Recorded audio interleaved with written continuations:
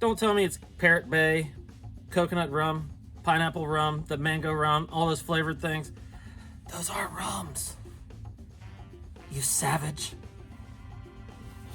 And we're back for another week. You guys ready? Ooh, let's drink. As we told you last week, the Old Fashioned dates back to the early 1800s. We also let you know that the Old Fashioned actually defined what a cocktail was. Now last week, we proved to you that an Old Fashioned isn't just a whiskey cocktail.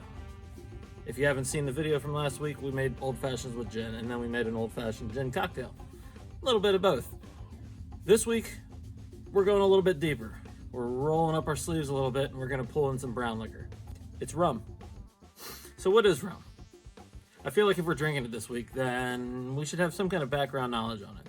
We're going to go surface level here because I know that you guys just love this history stuff. And it's not really, we don't need to make a video about that because that's not what we're doing here. With the background, I know that a lot of you have drank it before. And if your background is, oh, I know what rum is, I drink it in college, I used to mix it with Coke, and we're talking about the soda here, not the fairy dust that makes you stay up all night. Hijo de la chingada! So what is rum? Kind of an obvious answer here. It's a liquor. Yes, you are correct. A+, you get a star for the day. In reality, though, it's a little bit more complicated than that. So for a little history, rum production began in the 17th century in the Caribbean, and it spread like the plague. Once it became super popular, everybody started making it. Every island was able to make the rum because they had a huge abundance of sugarcane, which is the main ingredient in rum. So the process is pretty simple. Take raw sugarcane, harvest it, and then boil it down to molasses. You have the thick, goopy molasses. You ferment it. But this is where rum gets its uniqueness. All of those places that you would find down the rabbit hole, they probably all make it a little bit different. They get the product that they want, and it is classified as rum, but they get there in different ways. Back to this. You take that molasses, you ferment it. I'm going to assume that it was closed, but maybe not. Ants like sugar, so I'm thinking there's waste there, but everything goes to the still, right? It'll kill it, right? It's alcohol. Once you ferment it and you have the alcohol that you want, you send it through a still. That really concentrates it and jacks the proof up a lot. Once you have that, you have rum. Now, whether or not they wanted to proof it down to something that's really drinkable, my bets would say that they just sweetened it up and drank it. So, it was hot. These guys in the 17th century, they really knew how to drink. Here's a little fact. In the colonies, pre-Revolutionary War, rum was real popular. How popular? How much do you think they drank? How much do you think every man, woman, and children drank? Children were allowed to drink back then. It's tough times. How much? I'll wait. Don't Google it either. I'll slap your hand. Time's up. 3.6 gallons per year. Gallons with a G. What? So by hearing that number, you can really tell how popular rum was at that point. I mean, every man, woman, and child was just water. It makes sense, though. Alcohol's clean. Who knows what the water had in it? Well, I love that dirty water. What happens with people, especially at that point? Started moving out west. We were expanding. We were trying to find that dream, that little house on the prairie, and wagons and horses galore. So we got out west. Not west, Midwest. What's in the Midwest now? Everybody always complains about when they're driving. All they see is cornfields. Well, that's what happened. The cornfields were planted by these colonists, settlers. They started planting these corn, and they created the Corn Belt. What happened then? Well, what does corn make? Whiskey. And it was at that point that whiskey started eating into the rum consumption. Corn was cheaper to produce than sugarcane was. What's that mean? That means whiskey is cheaper than rum. And that was when whiskey took over. But don't worry, we're still doing rum this week. Come on. So what drinks are we gonna make this week? Well, in staying with our trend of old fashions, we're gonna make an old fashioned with rum. And then we're gonna do a little take on that college drink that I talked about earlier. Just a little bit fancier. Now the first cocktail we're gonna make is obviously the Rum Old Fashioned. The recipe we found, it's basically an old fashioned, just like you would make with whiskey or gin or brandy. Coming soon. Now obviously this old fashioned will have rum in it. We're gonna be putting a couple different bitters in it, and we're gonna use Demerara simple syrup, which is actually the same sugar that they use to make the rum. So you're doubling up on the goodness. Now Robert Simonson, he writes a lot of good books about drinking. This guy, he loves the Rum Old Fashioned. In fact, he has a quote: "The only steadfast rule is it," meaning the rum, "should be an aged rum with enough breadth of flavor to carry the drink. You don't want a thin rum." Now by that, we're obviously going to use an aged rum. We're not going to use the white stuff that comes in plastic bottles. Man, I love talking about plastic bottle specials. Let me tell you. Whew! Have I grown up or what? Yes, I know Bacardi comes in a glass bottle. That doesn't mean it's not cheap. We're speaking specifically on price point here. I will take a bottle of Bacardi and make a batch cocktail with it. Take it on the boat. Maybe float in your pool. I don't know. We're making classy shit here. This is handmade quality shit we're talking here. I'm using good stuff. We'll edit that. That I have in-house. I didn't go and buy rum. I'm just using what I have. All right, enough chit chat. Let's make this cocktail. So, we're building this in the glass. We're trying to stick to the old school style, at least for this first cocktail. Like I said before, we are going to have some fun with the second one. So, here we go. A rocks glass. I haven't told you this before. When you're building a cocktail, any cocktail, you should always put the cheap stuff in first. So that way if you screw up or you put too much of something in, you're not wasting the expensive stuff. Granted, this isn't gonna break the bank, but you know, you don't wanna waste it either. So, enough of the chit chat. Let's make this drink. We're gonna be building this in the glass. You don't have to. You can use a mixing glass if you want. I'm just choosing to do this because this is how it would have been done back then. Like I said, the second cocktail, we can play around and dirty some dishes. So, with this, we have our Demerara simple syrup, which, no video, super easy, 2-to-1 ratio, 2 parts Demerara to 1 part water. Put it on the stove or the microwave, just like we did with the gum syrup last week, and you get your simple syrup. Works with a lot of things, so it's nice to have on hand. Yeah, good stuff. We have our Angostura bitters and our orange bitters. They both go really well with this rum, and you know how I like to play with bitters. Then we have our rum. Bing bong. See these dogs in your yard?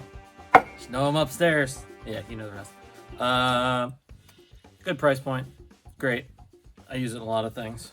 And yeah, so let's get building. All right, so we're gonna do 10 mils of simple syrup. From there, we're going to add 2 to 3 dashes of Angostura. 3. Don't want to make any messes. 2 or 3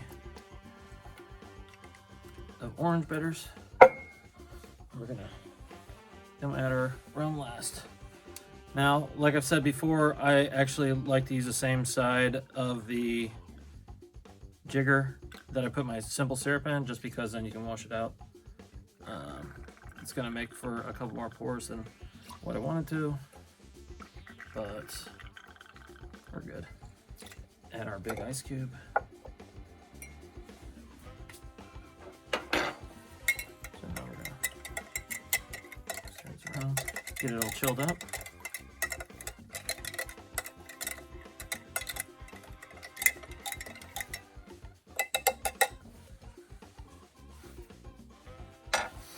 Then just gonna use our orange peel to throw a little bit more orange in there, and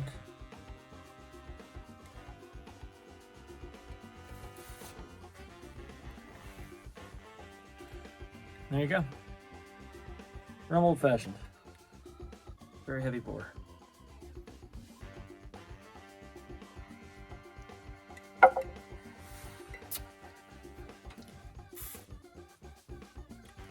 Very nice. A lot of caramel in there. Almost like a honey.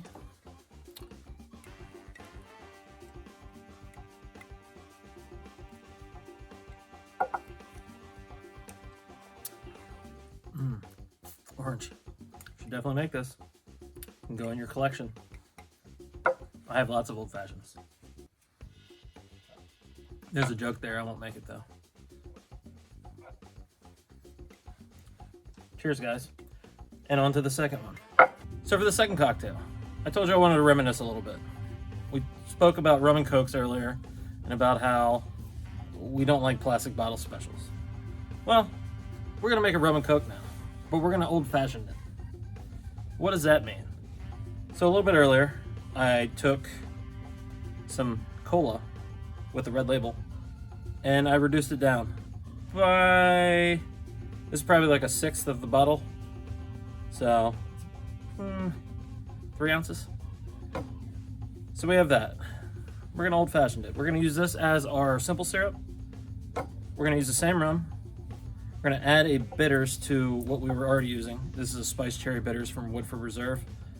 It's very nice. We're also gonna muddle some fruit with the mixture before we pour, because the glass we're using is a little special. So let's go. First, we're going to take our cola simple syrup. I'm gonna use 10 mils again. Looks like motor oil. See that color? Tastes like it though. It tastes like McDonald's Coke with when the person that puts the bag in doesn't know what they're doing and they just inject all the Cokes with syrup. It's best. That's where we're at. So from there, put our cap back on. We don't want to make a mess. From there, we'll take some of this spiced cherry. Just a couple drops. Oh, there goes my bugger's hat. A couple dashes of orange. I really like this orange.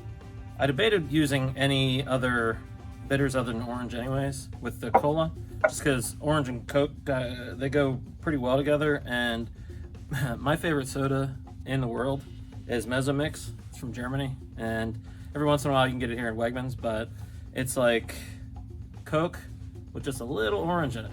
It's the best. It's also $3 a can for like a Red Bull can, like the slim cans. Kind of sucks, but it's one of those guilty pleasures. But anyways, back to this. We're not doing that though, because we are going for a rum and coke, and actually we're going for the Cuba Libre, which is like a rum and coke with lime, if you don't know. So we have our bitters and our simple syrup in here now. Now we're just going to add our fruit so that we can muddle.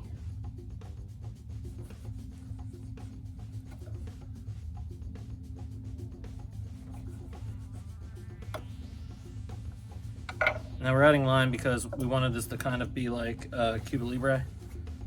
And by that I mean we were going for that. But I want to have a little bit extra. So I do like half an orange. Lime wheel. Now one will. So we're trying to get the juice, but we also want to express the oils out of the skin too, just to get that added extra flavor. This fruit won't be going into the glass though.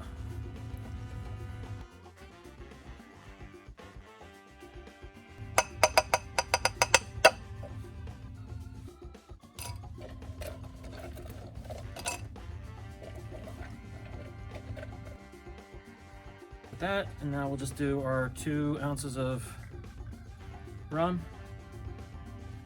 Once again, we're using the side of the jigger that we put simple syrup in so that we can kind of wash it out, because that's how you get ants. Dirt.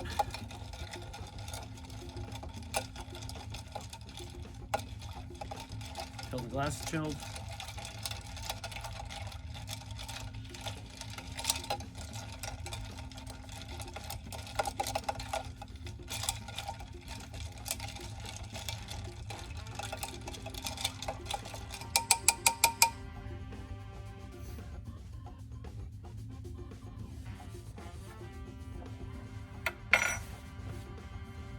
And we pour and drink.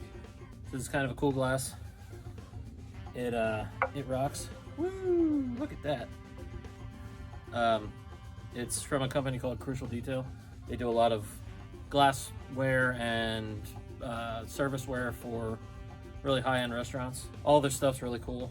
A lot of the serviceware at Alinea in Chicago is made by Crucial Detail. But yeah, this is called the Nip. I took it as a nip of whiskey, but if you want to think about it, I don't know. Let's go. All right, so pour this cocktail.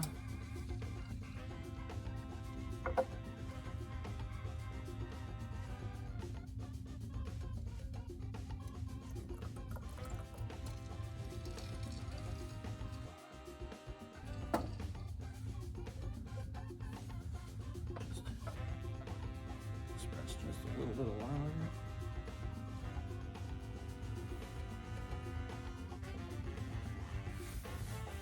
There you go.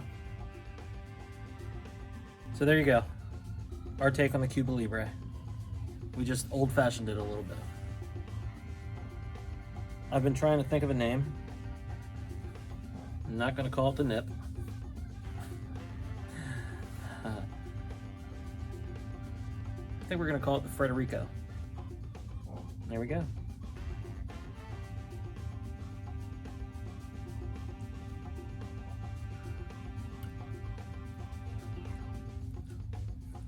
Brings back some memories. Cue the flashback. So guys, hopefully you enjoyed the Rum Old Fashioned. I know we did. And our second cocktail, the take on the Cuba Libre, the Frederico. It's a good one. Please don't forget to like and subscribe. Leave us a comment. Let us know what you really think. We don't edit. We'll answer you too. If you really feel the need, hit the bell. That way you get all of our videos. As always, guys, it's Friday. Cheers. Here we go.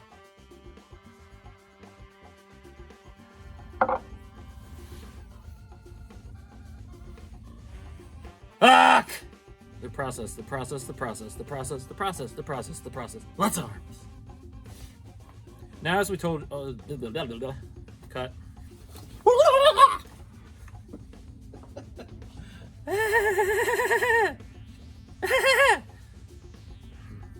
Cut.